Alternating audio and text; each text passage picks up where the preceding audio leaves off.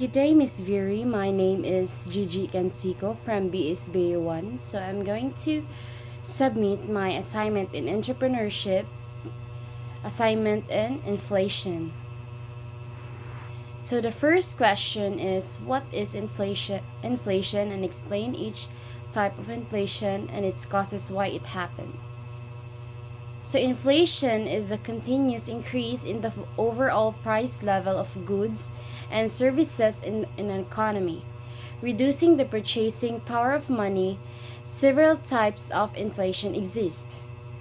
The first one is demand pull inflation, caused by increased aggregate demand surpassing supply, often due to consumer or government spending.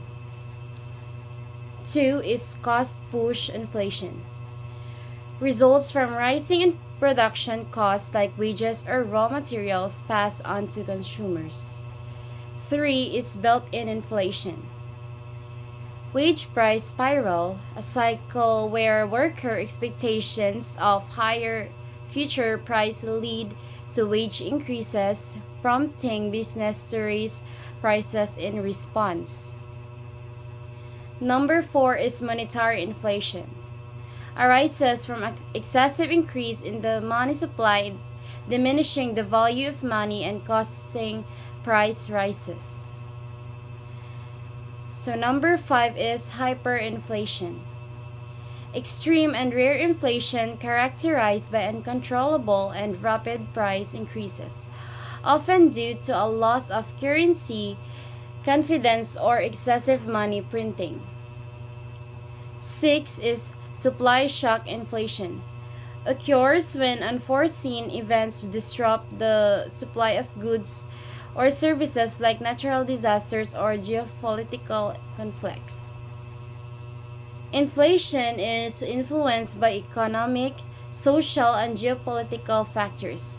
Central banks and governments use monetary and fiscal policies to manage inflation and maintain price stability, crucial for overall economic health and stability.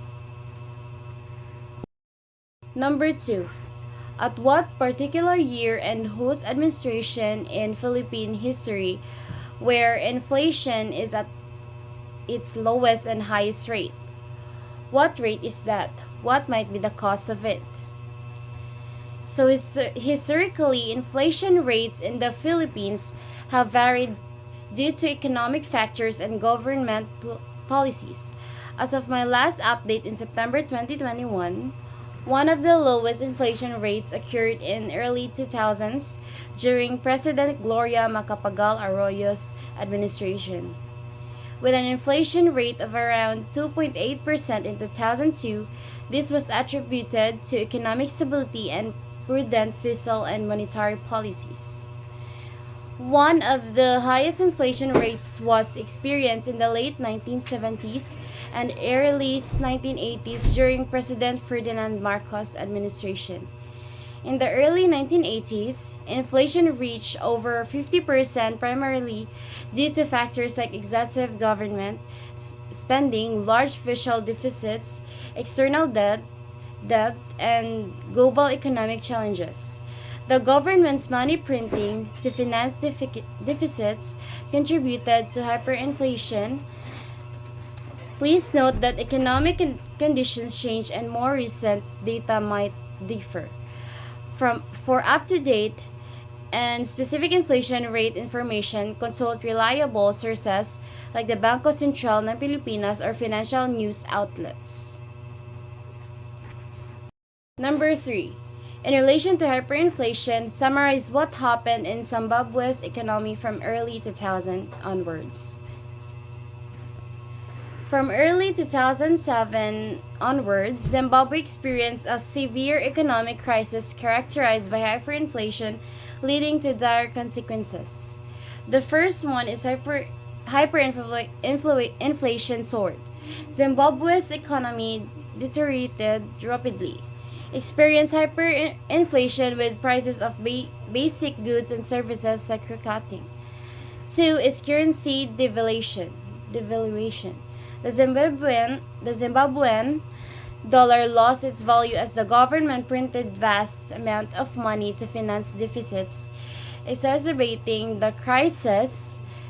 3. Economic collapse. So hyperinflation eroded savings, resulting in widespread poverty, unemployment, business closures, and scarcity of essential goods. 4 is humanitarian crisis.